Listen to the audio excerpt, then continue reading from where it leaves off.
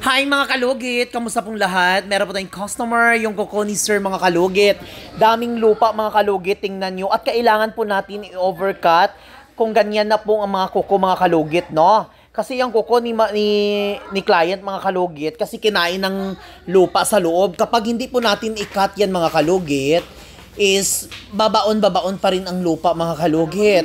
Kung tutusik-tusukin natin yan ng pusher, masaktan ang client natin. So, ang dapat natin kunin mga kalugit is ikatan natin mga kalugit yung kuko ni client na para matanggal.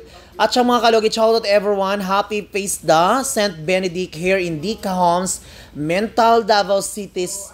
Ayan, sa Phase 1, Block 56. Ano dahil? Ano? Street lang. Mali yapon ako. Gapon. Street lang yan sa Phase 1 Block. Happy Paisda, St. Benedict, Phase 1 Block. Street lang yan. Oh my God. So, yung mga kalugit, balik na tayo dito. So, kailangan talaga natin i-cut na yan mga kalugit. Once kasi hindi natin i-cut mga kalugit is magkakaroon po ng fungus yung kuko ni client. Kasi yan po ang kuko ni client mga kalugit. Kailangan natin itanggalin maayos dyan. Kasi, ayan, tingnan nyo. Kinat ko na mga kalugit. Baka may magsabi na naman dyan na overcut.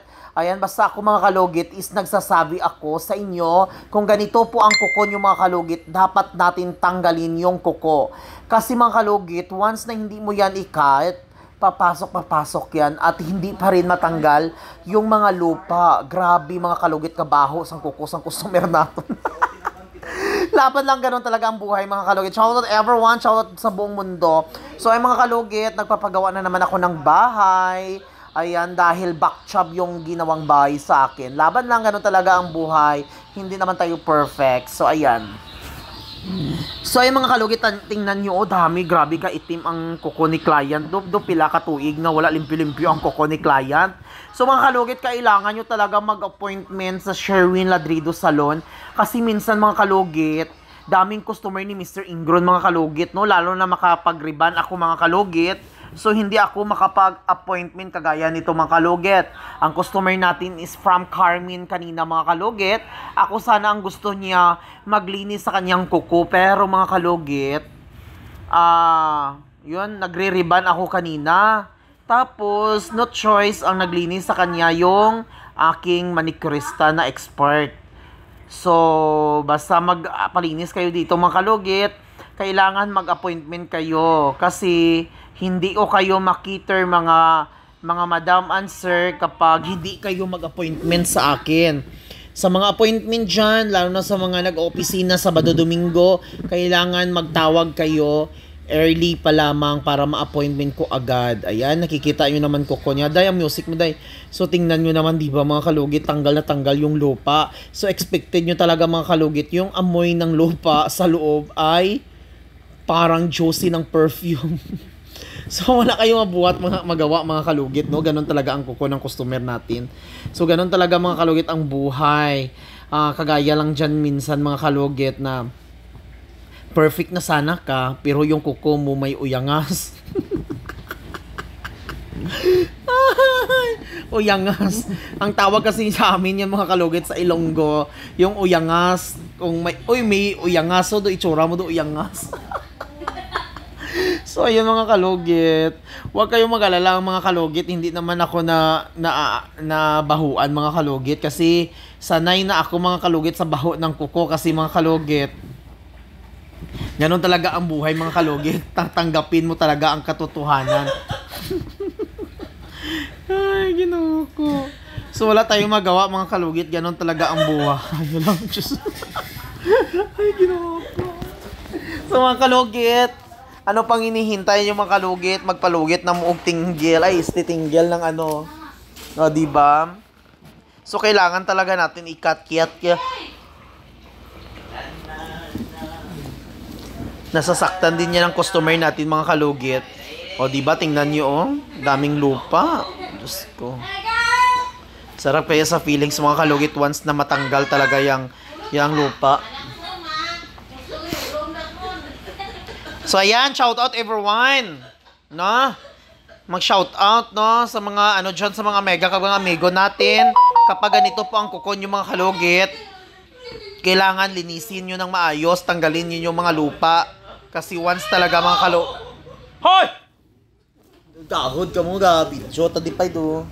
Wala ka mo pakialam sa kinabuhi nyo karon.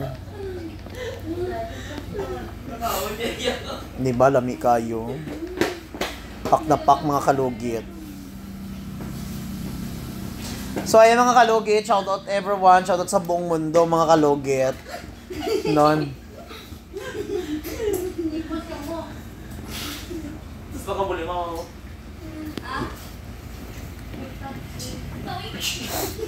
Kaming ano.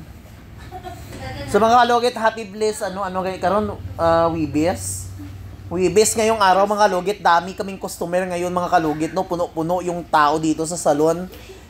Hindi namin maintindihan minsan kasi mga kalugit, minsan kung hindi sila mag-appointment, daming tao mga kalugit, no. So dito naman tayo mga kalugit sa kabila, yung sakit din ng kuko ni client mga kalugit. Ganito sim pa rin dyan sa kabila mga kalugit, no. Kailangan talaga natin i-overcut. Sa mga nagsasabi dyan nga palagi na palagi ka naman overcut. Hoy, day! Mga dzong, tingnan nyo mga kalugit kung paano i-overcut ang kuko, kung ganyan ang kuko, itsuras ang kuko, no? Sa mga ano dyan, sa mga expert, kunuhay. Sila ang marunong, no? Wala tayong magawa kasi mas may mas expert pa sa atin kasi ganun talaga ang buhay. Ay, buhay. O, tingnan nyo, oh. Pak na pak mga kalugit ang lupa ni Iyoy mo. Ala kadaghan, ni day itom-itom kita ang lupa sa sulod sa kuko ni Sir mga kalugit, oh. Diyos ko, huwag kayong magsabi mga kalugit kung mabango ba. Alam nyo na yan, expected na mga kalugit kung ano ang amoy ng kuko na may mga lupa na 1 hektar. Oh my God, grabe kayo. First time ko maglinis, charis lang. Ilang bisis na kaya ako naglilinis ng maraming lupa mga kalugit, no? Kasi alam nyo naman, maraming lupa is yayaman tayo. Basta importante, huwag kayo mag-inarte mga kalugit kapag ganito ang linisan nyo mga kalugit. Linisan nyo kasi pera yung hinahanap natin mga kalugit. Kasi kung mag-arte-arte tayo mga kalugit, wala tayong pera, no? Kailangan natin malinis. At isa pa, wala tayong choice mga kalugit. Huwag tayong magpakasosyal na hindi naman tayo social mga kalugit. Kasi alam natin sa sarili natin kung saan tayo maglulugar, no? Kasi alam naman natin mga kalugit, ang buhay wither lang. Minsan, tanggapin natin ang katotohanan na ganito tayo. O, di ba malinis ng kuko ni client mga kalugit, kinatanggal jud ang mga kalupaan ni Iyoy mo, tanawan nyo perfect na perfect, pak na pak. O, di ba? Ano pang hinihintay nyo?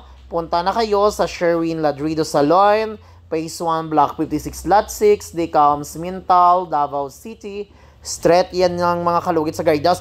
Ang iba ko mga customer naliligaw mga kalugit. Nagsasabi ako sa inyo na kapag pumasok na kayo dito sa guardhouse, magtanong po kayo sa main guardhouse kung saan po ang location ni Mr. Ingroin, Davao City. Diba? Nasasarapan ng client natin mga kalugit. Linis na. Grabe kayang ang kuko niya.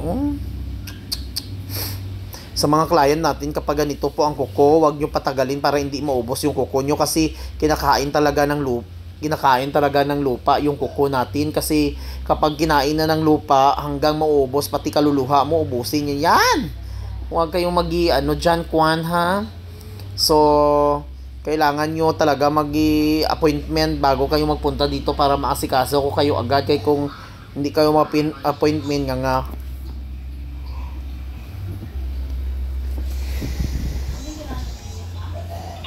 i-check natin ang sa kabilang kuko mga kalugit kung may naiwan pa para pack na pack yung kuko ni client.